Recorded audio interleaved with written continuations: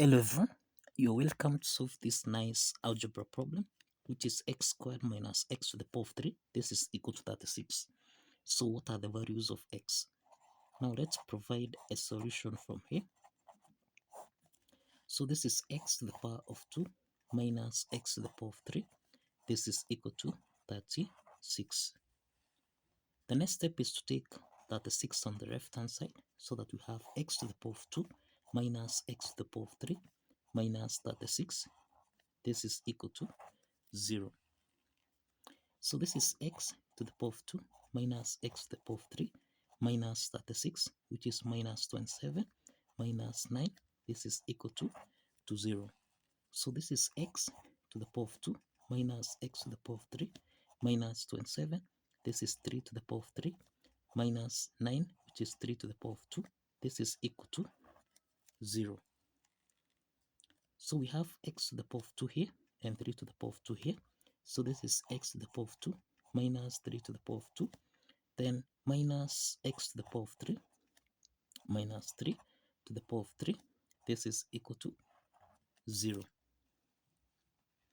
Now, this is x to the power of 2 minus 3 to the power of 2.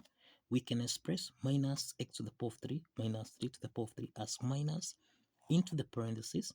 This is x to the power of 3 minus 3 to the power of 3 divided by minus. This is plus 3 to the power of 3. This is equal to 0. So we have got two parts here. From the first part, this is the difference of two perfect squares. The second part here, this is the sum of two cubes expressed as a to the power of 3 plus b to the power of 3. So this is a to the power of 2 minus b to the power of 2, which you can express as a plus b multiplied by a subtract b. So this is x to the power of 2 minus 3 to the power of 2, which can be expressed as x plus 3 multiplied by x minus 3. Let's go this as part 1. Then the second part here, this is the sum of two cubes, that is a to the power of 3 plus b to the power of 3. This is actually equal to a plus b into the parentheses. This is a to the power of 2 minus ab plus b to the power of 2. Applying this identity, then we have x to the power of 3 plus 3 to the power of 3, which is x plus 3. Then we have x to the power of 2 minus 3x plus 3 squared, which is 9.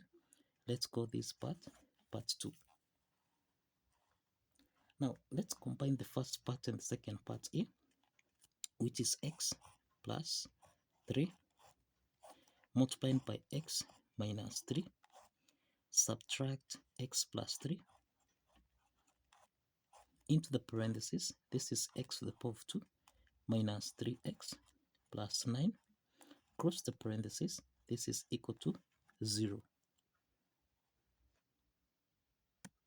Now we have that x plus 3 is common here, so we can factor out x plus 3 into the parentheses. This is x subtract 3, then subtract x to the power of 2 minus 3x plus 9 cross the parentheses. This is equal to 0.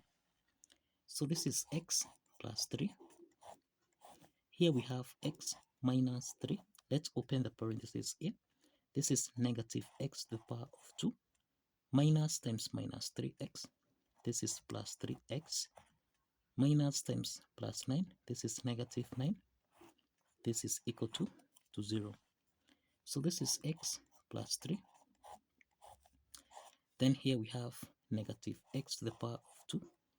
Then x plus 3x. This is plus 4x. Negative 3 minus 9. This is negative 12. Cross the parentheses. This is equal to 0. So we have x plus 3. This is equal to 0. Then we have negative x to the power of 2 plus 4x minus 12. This is equal to 0. From the first part here, we have x1 is equal to negative 3. Now the second part here, this is a quadratic equation. Let's divide by minus 1. Negative x squared divided by minus 1. This is x to the power of 2 plus 4x divided by minus 1. This is negative 4x, then negative 12 divided by minus 1. This is plus 12, and this is equal to 0. So this is a quadratic equation. We have a is equal to 1, b is equal to negative 4, and c, this is equal to 12. So we can solve for x2, x3 by applying the quadratic formula here, which is minus b plus or minus the square root of b squared minus 4ac divided by 2 times a. Let's substitute the values of a, b, and c so that we have negative 4 plus or minus the square root of negative 4 raised to the power of 2 minus 4 times a, which is 1, times c, which is 12, divided by, this is 2 times 1. So here we have negative times negative 4, this is 4, plus or minus the square root of negative 4 squared, this is 16, subtract, that is 4 times 12, this is 48, then divided by 2. So this is equal to 4 plus or minus the square root of 16 minus 48. This is negative 32 divided by 2. So this implies that we have 4 plus or minus, we have the square root of negative 32, which is the square root of 16 times 2 times negative 1 divided by 2. So this is equal to 4 plus or minus the square root of 16, this is 4, square root of minus 1, this is I, then square root of 2 divided by 2. In the numerator, we have that 2 is common. We can factor out 2 so that we have 4 divided by 2, this is 2, plus or minus 4i square root of 2 divided by 2, this is 2i square root of 2, then divided by 2.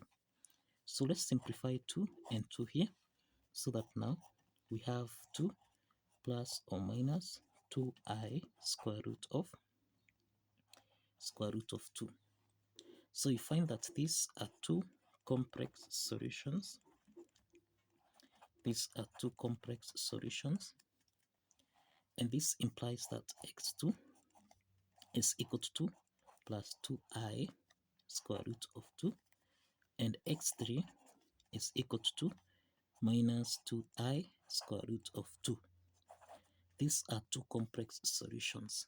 So we only have one real solution here, which is x1, and this is equal to negative 3. Now, let's check if this real solution here satisfies the equation. We have x to the power of 2 minus x to the power of 3. This is supposed to give us a value of 36. This is supposed to give us a value of 36. So this is negative 3 raised to the power of 2 minus negative 3 to the power of 3. This should give us a value of 36. So this means that negative 3 squared, this is 9, subtract negative 3 to the power of 3, this is negative 27. This is supposed to give us a value of 36. So this is 9 minus times minus 27, this is plus 27, and this should give us a value of 36.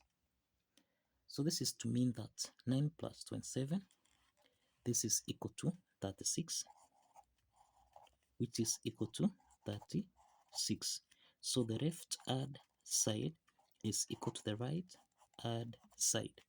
And this proves that the real solution here satisfies the equation.